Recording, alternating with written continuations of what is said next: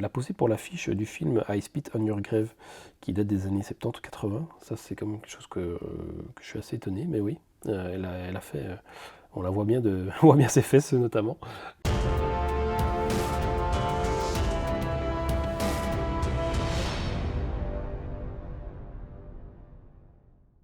Bonjour à tous et bonjour à toutes, et bienvenue dans cette nouvelle vidéo où je vais vous parler de mes achats récents, liés toujours au monde du cinéma. Mais avant de commencer, je vous rappelle le petit concours que j'ai lancé pour vous permettre de gagner des Blu-ray, des DVD et des CD de bande originale. Le concours se termine le 31 mai, donc vous avez encore 2 jours pour participer. Toutes les infos se trouvent sur ma page Instagram et il y a une vidéo sur la page YouTube ici. Donc n'hésitez pas à participer, hein. Donc il faut juste s'abonner à mon compte Instagram et à ma page YouTube et répondre à une question subsidiaire. Combien y aura-t-il de participants, en sachant que le concours a commencé il y a 2 ou 3 semaines. C'est à vérifier encore dans les dates. Mais voilà, n'hésitez pas à participer à ce concours. Alors, on commence avec Raging Fire, nouveau Blu-ray qui vient de sortir en édition Steelbook, présentant donc le film de Benny Chan, son dernier film, du réalisateur hongkongais Benny Chan, qui avait déjà réalisé pas mal de pépites du genre, avec notamment Jackie Chan. Alors ici, je n'ai pas encore vu ce film-là, mais je pense que c'est vraiment un très très bon film d'action, dans la veine de tout ce qui s'est fait dernièrement avec Donnie Yen, ici qui a encore un bon rôle de flic bien badass. Donc le steelbook, bon, c'est plutôt du classique, hein. Une petite brillance ici sur le devant, il n'y a pas d'embossage, la petite tranche complètement classique. Et alors le verso Donnie Yen qui sort des flammes tel le super-héros. Ici à l'intérieur nous avons juste le Blu-ray. Il y a un petit livret, ça c'est toujours bien sympa, où il nous donne pas mal d'infos sur le film. J'ai pas encore vu le film, donc je n'ai pas encore lu le livret. Je lirai ça à mon aise quand j'aurai vu le film. Bon, j'espère ne pas être déçu, hein, parce que bon, quand même, Donnie Yen, c'est quand même une valeur sûre en général. Un chorégraphe incroyable qui nous a quand même donné des très bonnes pépites, notamment les Ip Man. Voilà donc pour le steelbook ici. Je vais vous montrer l'intérieur quand même, avec une scène de de fusillade plutôt. Je pense qu'il y a quand même pas mal de fight aussi, hein. En même temps, quand on achète un Donnie Yen, c'est pour ça. C'est bien gentil de tirer dans un flingue, mais quand on peut voir des tatanes, c'est bon aussi. Alors le petit livre, je vais le ranger. Et alors il y a la petite feuille ici autocollante, que bon, en général je coupe et que je glisse à l'intérieur du steelbook. Donc il y a des suppléments, rencontre avec Donnie Yen, interview de Nicolas Tse et Donnie Yen, un making-of et les bandes annonces. Le film dure quand même plus de 2 heures, donc je pense que c'est assez généreux sur le plan d'action. Voilà donc pour Raging Fire. On continue dans la fight et la bagarre avec une édition de Rokirama. Je pense qu'ils sortent tous les mois ou tous les 2 mois un hors-série, où ici il parle vraiment des meilleurs films de combat. Donc ça part vraiment dans tous les sens, hein. Évidemment il y a du Jean-Claude, il y a du Bruce Lee, il y a du Rocky. Et voilà donc comment ça se présente. Voilà, on parle ici de tous les films où il y a des belles bastons. Donc là c'est un peu un best-of. 49 Dracula. Ici on a Zaitoshi. On a Invasion Los Angeles. Des petites punchlines. Pacific Rim, Unbreakable, Predator. Où chaque fois il y a une confrontation, hein, c'est surtout ça, hein, qu'ils expliquent. C'est pas forcément des films de combat, mais c'est où il y a vraiment le bien et le mal qui s'affrontent. Évidemment, Justice Sauvage avec notre ami Steven, Robocop. Voilà. Donc c'est assez sympa à lire, hein. Puis ça te permet vraiment de te faire un best-of des meilleurs films avec le bon, le méchant. Et c'est toujours sympa à lire et à avoir dans sa bibliothèque. Il y a du Jean-Claude, il parle de Bloodsport uniquement, si vous êtes fan de Jean-Claude. Voilà. Pour donc ce Rokirama, la grande bagarre. Le verso est comme ça. Et c'est 14,95, mais bon, je l'ai trouvé en occasion sur Vinted, parce que je suis de Belgique et je ne l'ai pas trouvé dans les librairies chez moi. Donc j'attendais qu'il soit disponible en occasion, parce que je le voulais. Ah, ça c'est quand même un très très bon celui-là. Si vous n'avez pas vu encore Le Sens du Devoir 2, et que vous aimez les films de fight, c'est un des meilleurs. C'est 85, dirigé par Corey Yuen, des masters niveau fight hein, quand même. Ah, franchement, les années 80, c'était quand même bien. Voilà pour la grande bagarre de Rocky Rama. Et on continue avec de la fight, avec une petite pépite que j'ai trouvée dernièrement, donc avec un set de photos du film Double Impact, donc complètement vintage, hein, qui date vraiment de l'époque de 91. Je vais vous montrer ça avec des photos en taille plus ou moins A4, voire A3, non c'est A4 plutôt, ouais c'est A4, avec évidemment Alex dirigé ici. Ah, j'adore ce petit passage au ralenti.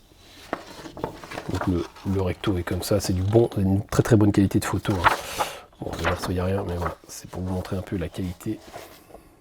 Vraiment sympa à encadrer, je pense.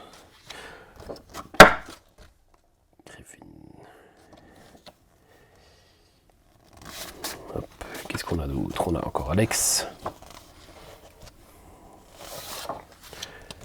Le fameux premier combat avec Chad,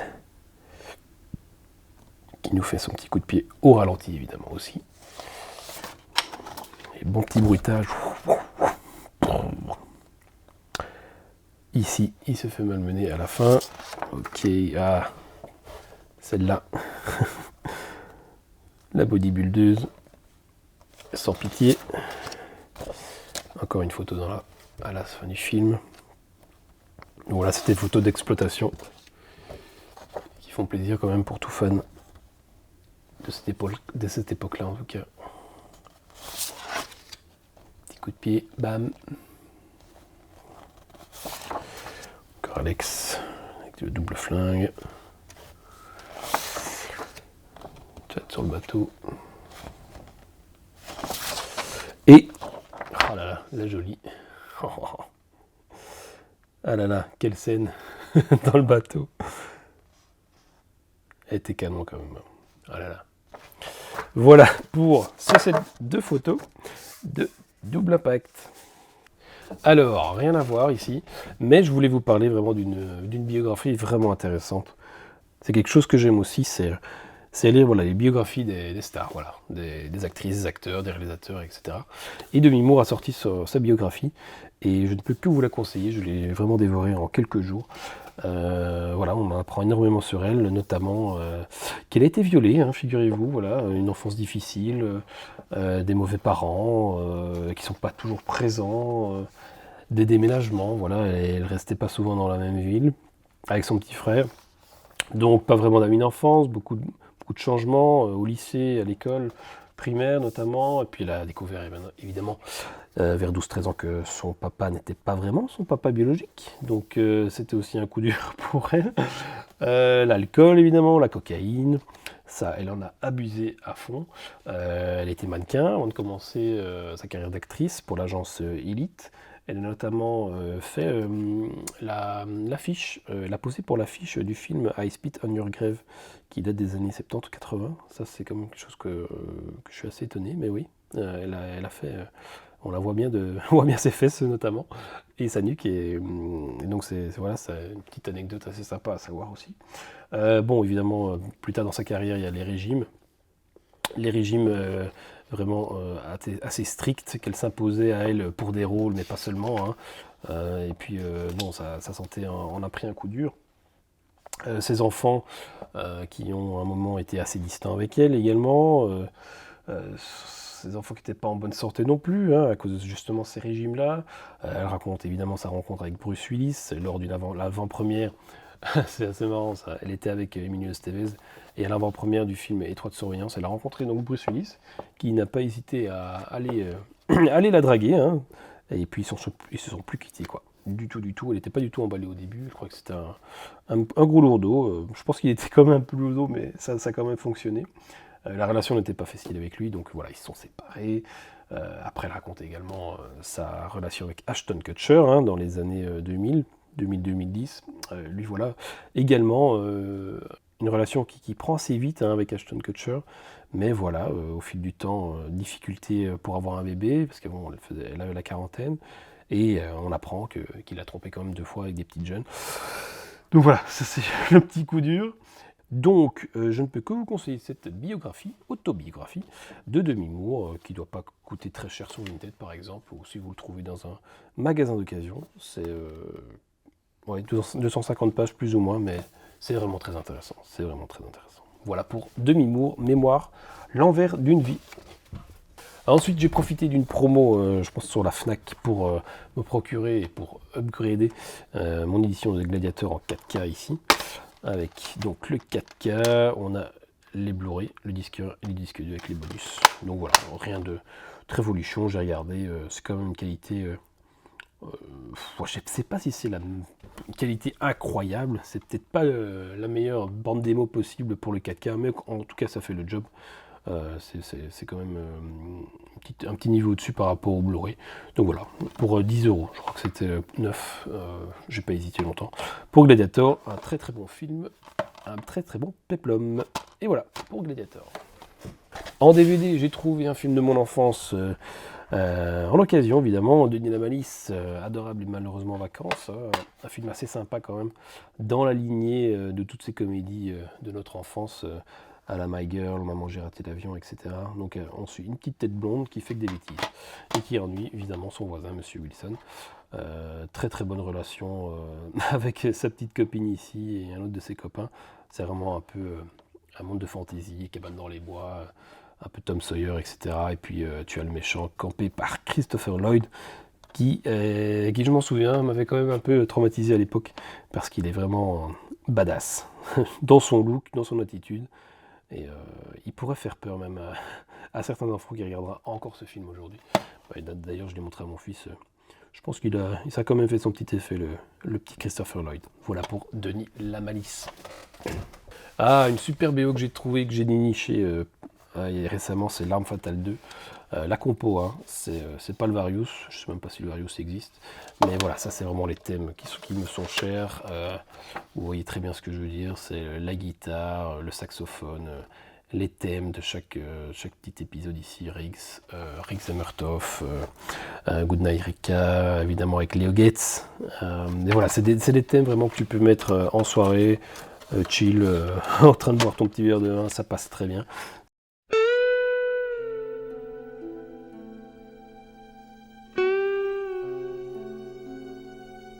C'est vraiment d'une très très bonne composition, un très très bon instru. Donc n'hésitez pas si vous le trouvez, ça vaut vraiment la peine et ça vous remet dans les souvenirs des années 80. Et c'est encore très efficace aujourd'hui, hein, vraiment en bagnole, ça passe très très bien. L'Arme Fatale 2, la compo.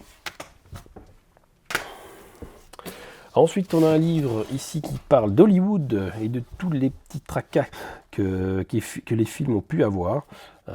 Donc c'est une édition ici de Philippe Lombard. On parle voilà, un peu de chaque film, hein, ça n'a pas vraiment d'ordre particulier. Voilà, les Golden Globus, toutes les petites quoi qu'ils ont pu avoir. Spike Lee, c'est ce genre de vidéos. Scorsese. Si vous voulez un peu savoir un peu les dessous rigolo de chaque film, eh ben, n'hésitez pas à vous dénicher cet ouvrage. Cet ouvrage qui est vraiment intéressant. Bon, j'ai commencé, j'ai pas tout lu. Mais hop, voilà, par exemple ici, regardez. Superman, oui, figurez-vous que c'est Nicolas Cage qui avait passé les essais. Même avec son costume et tout, quoi. Voilà, donc c'est assez sympa. Le mythe de Batman, Dr. No, les Expendables. Ça parle aussi des salaires, un peu, je me souviens, ouais. Des salaires un peu importants que les stars demandent pour jouer dans les films. Et alors ici, on parle aussi de James Bond, c'est que Pierce Brosnan était présagé bien avant son premier rôle dans GoldenEye. Mais il n'avait pas pu le jouer, mais il était déjà, en tout cas, dans les bons papiers des producteurs. Voilà, donc pour ce petit livre, c'est pas très grand, hein, ça fait 150 pages. Voilà, donc pour ce livre, qui coûte 22 €, neuf, bon, je pense qu'on peut le trouver pas trop cher, en occasion. Ensuite, ma passion pour les pour le design m'a fait acheter ce livre que j'adore, hein, c'est Laurent Durieux, illustrateur belge, et oui, cocorico pour nous aussi, qui réalise vraiment de superbes affiches, qui s'inspire donc des affiches existantes pour en faire des affiches personnalisées. Donc par exemple, qu'est-ce que je pourrais vous montrer? Voilà les oiseaux, comment il le fait. Alors il explique un peu son processus de création. La plus connue, je pense que c'est celle-ci, ici, qu'on voit la Jaws. Vous voyez la Jaws ici, je pense que c'est une de ses plus connues. Mais il en a fait vraiment beaucoup, hein. Beaucoup. Ça va vraiment dans tous les sens. Il n'y a pas vraiment de thème particulier. Donc il explique un peu son principe de création. Voilà, Pulp Fiction ici en bas, qui est assez connu aussi. Tiffany, des sources, d'ailleurs, la petite boule, je ne sais pas si vous vous souvenez, vous avez peut-être déjà vu ça. C'est vraiment un ouvrage qui m'intéresse beaucoup. Il a fait les Deep House. C'est la fiche officielle d'ailleurs. Voilà, pour Laurent Durieux, si vous ne connaissez pas, je vous invite vraiment à découvrir son œuvre. Il y a une page Instagram. Et voilà, c'est très intéressant. Très intéressant. Vraiment un petit talent pur, quoi. Voilà pour ce livre, Laurent Durieux, l'art de l'affiche. Alors on continue avec des photos d'exploitation, hein. Ça j'adore aussi, hein. Ça j'ai trouvé il n'y a pas longtemps. Plusieurs films, donc le flic de Beverly Hills 3 notamment, avec notre cher Axel Follet et Billy.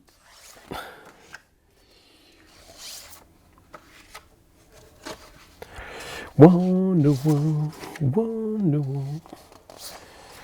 Je l'aime bien le flic de Beverly Hills 3. J'aime bien. Il fait le job. Bon, évidemment, il est moins bien, mais il est quand même bien sympa. On attend le 4 évidemment avec impatience. Alors, j'ai également trouvé haute sécurité une affiche, enfin une photo d'exploitation. Qui date de 89, celui-là. Il était bon aussi. Assassin. Très grand film, hein, je trouve vraiment avec Antonio Banderas. Je l'ai vu il n'y a pas longtemps, en fait, je ne le connaissais pas ce film-là et vraiment c'est efficace. Putain, je me suis pas ennuyé une seconde, quoi. Et ça pète dans tous les sens. Dingue. Assassin. Très bon. Et évidemment, un des films cultes de Stallone, cher aux années 90, Cliffhanger, traque au sommet. Quelques photos bien sympas aussi d'exploitation. Ah, le fameux moment. Traumatisant pour toute une génération.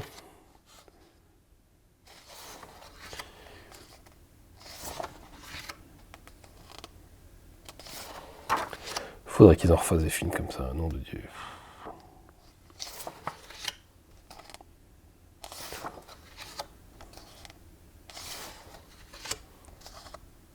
J'en ai quand même pas mal, hein. Il y en a bien une ou deux que je vais encadrer dans mon bureau. Et puis évidemment, si Stallone vient à une convention, il signera une des photos, hein, on peut rêver. Voilà, Cliffhanger, ça c'est sûrement la photo la plus connue du film. Ou celle-ci aussi assez connue. Voilà pour ces photos.